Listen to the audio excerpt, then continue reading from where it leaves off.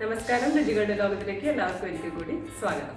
അപ്പോൾ ഇന്ന് ഞാനൊരു ചോറിൻ്റെ കൂടെയൊക്കെ കഴിക്കാൻ പറ്റിയ ഒരു കറിയുടെ ഒഴിച്ചുകറിയുടെ റെസിപ്പി ആയിട്ടാണ് വന്നിരിക്കുന്നത്. നാട്ടിലൊക്കെ എത്തിയത് കൊണ്ട് കുറച്ച് ചക്കക്കുരു കിട്ടി. അപ്പോൾ ചക്കക്കുരും അതുപോലെ തന്നെ മുരിങ്ങയും ഒക്കെ ചേർത്ത് വെച്ച ഒരു സിമ്പിളായിട്ടുള്ളൊരു കറിയാണ്. പക്ഷെ നല്ല ടേസ്റ്റാണ് കേട്ടോ, നല്ല ടേസ്റ്റി ആയിട്ടുള്ള ഒരു ഒഴിച്ചുകറിയാണ്. അപ്പോൾ എന്തായാലും എങ്ങനെയാണ് ഈ ഒരു ഒഴിച്ചുകറി ഉണ്ടാക്കുന്നത് നമുക്കൊന്ന് പോയി കണ്ടുവരാം. അപ്പോൾ ഇതിനു വേണ്ടി ഞാൻ കുറച്ച് ചക്കക്കുരു ഇങ്ങനെ ക്ലീൻ ചെയ്യാണ് കേട്ടോ. ഒരു 10-30 ചക്കക്കുരു ഒക്കെ എടുത്തിട്ടുണ്ട്. അപ്പോൾ നിങ്ങൾ ആവശ്യം നോക്കിയിട്ട് എത്രയാണെന്ന് വെച്ചാൽ എടുത്ത് തൊലിയൊക്കെ കളഞ്ഞു വെച്ചാൽ മതി. പിന്നെ മെയിനായിട്ട് വേണ്ടതെന്ന് വെച്ചാൽ മുരിങ്ങയാണ് കേട്ടോ. മുരിങ്ങ കായ ഒരു 2 മീഡിയം സൈസുള്ളത് എടുത്തു, അത് തൊലി കളഞ്ഞ് നീളത്തിൽ കട്ട് ചെയ്ത് വെച്ചു. പിന്നെ വേണ്ടത് ഒരു ക്യാരറ്റാണ് കേട്ടോ, അതും നീളത്തിൽ കട്ട് ചെയ്യാണ് ചെയ്യുന്നത്. പിന്നെ തക്കാളി വേണം, തക്കാളി 1 ഞാൻ എടുത്തിരിക്കുന്നത്. പിന്നെ അതുപോലെ ഒരു സവാള വേണം, ഒരു മീഡിയം സൈസുള്ള സവാള വേണം. അത് ഇതുപോലെ അധികം കട്ടി കുറയ്ക്കേണ്ട, നീളത്തിൽ തന്നെ അരിഞ്ഞാൽ മതി.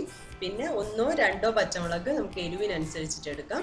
പിന്നെ കുറച്ച് കറിവേപ്പില. ഇത്രയും സംഭവങ്ങളാണ് വേണ്ടത് കേട്ടോ. അപ്പം നമ്മൾ ചക്കക്കുരു ആദ്യം വേവിച്ചെടുക്കണം. അതിന് ശേഷമാണ് തക്കാളി അതുപോലെ തന്നെ മുരിങ്ങയൊക്കെ ഇടുന്നത് കേട്ടോ.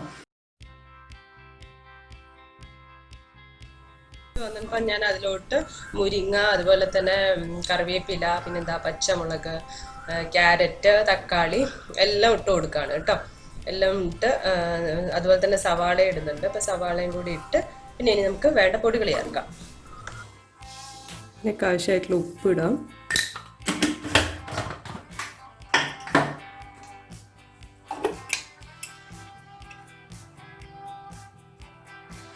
അര ടീസ്പൂൺ മഞ്ഞൾപ്പൊടി, ഒരു 1/4 ടീസ്പൂൺ മുളക് പൊടി. നമുക്ക് പച്ചമുളക് എത്രയാണ് ഉപയോഗിക്കുന്നത് അതിനനുസരിച്ചിട്ട് ഇട്ടാൽ മതി.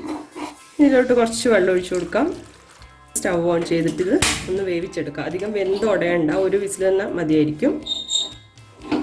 അപ്പോൾ ഇനി തേങ്ങ അരച്ചെടുക്കണം. തേങ്ങ അരയ്ക്കാൻ വേണ്ടി ഞാനിപ്പോൾ ഏതാണ്ട് ഒരു 1/2 കപ്പോളം തേങ്ങയാണ് എടുത്തിട്ടുള്ളത്. അപ്പോൾ അത് നന്നായിട്ട് ഇനി പേസ്റ്റാക്കി എടുക്കണം. വേറെ ഇതിൻ്റെ കൂടെ പ്രത്യേകിച്ചൊന്നും ചേർക്കുന്നില്ല.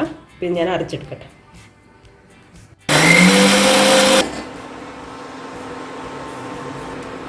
അപ്പോൾ ഇത് ആ കഷ്ണങ്ങളൊക്കെ വെന്തിട്ടുണ്ട് കേട്ടോ. ഒന്ന് ശ്രദ്ധിച്ചോ, ഉടഞ്ഞു പോകണ്ട. ഇനി നമുക്കിതിലോട്ട് തേങ്ങ അരച്ചു വെച്ചത് ചേർക്കാം. അപ്പോൾ ഇതിലോട്ട് ഒഴിച്ചു കൊടുക്കാം. ആവശ്യമായ വെള്ളം ഒഴിച്ച് കുറച്ച് കറിവേപ്പില ഇടുക. സ്റ്റൗ ഓൺ ചെയ്യാം. ഇനി ഒന്ന് തിളച്ചൊക്കെ വരട്ടെ കേട്ടോ. അപ്പോൾ ഇതാ കറിയൊക്കെ തിളച്ചിട്ടുണ്ട്. സ്റ്റൗ ഓഫ് ചെയ്ത് ഇനി ഇത് വറുത്തിടാൻ പോവാണ്. അപ്പോൾ നമ്മൾ കുറച്ച് വെളിച്ചെണ്ണയൊക്കെ ഒഴിച്ച് കടുക് പൊട്ടിച്ചിട്ടുണ്ട്. ഇനി താളിക്കാൻ വേണ്ടി ഒരു സാധനം കൂടി ചേർക്കുന്നുണ്ട്. ചെറിയുള്ളിയാണ്, ഒരു 3 ചെറിയുള്ളി ചെറുതായിട്ട് അരിഞ്ഞത്, അതും കൂടി ചേർക്കാം. വറ്റൽമുളകൊക്കെ വേണമെങ്കിൽ ചേർക്കാം കേട്ടോ.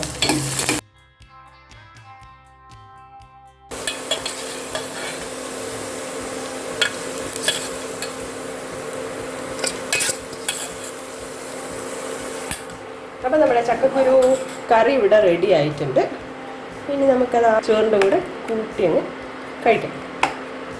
അപ്പോൾ നമ്മുടെ കറി കണ്ടല്ലോ, സൂപ്പർ കറി കേട്ടോ. ചോറിൻ്റെ കൂടെ നമുക്ക് ഇതൊക്കെ കൂട്ടി ഒരു ഇത്തിരി ചമ്മന്തി കൂടി നല്ല ടേസ്റ്റാണ് കേട്ടോ. അടിപൊളി കറിയാണ്.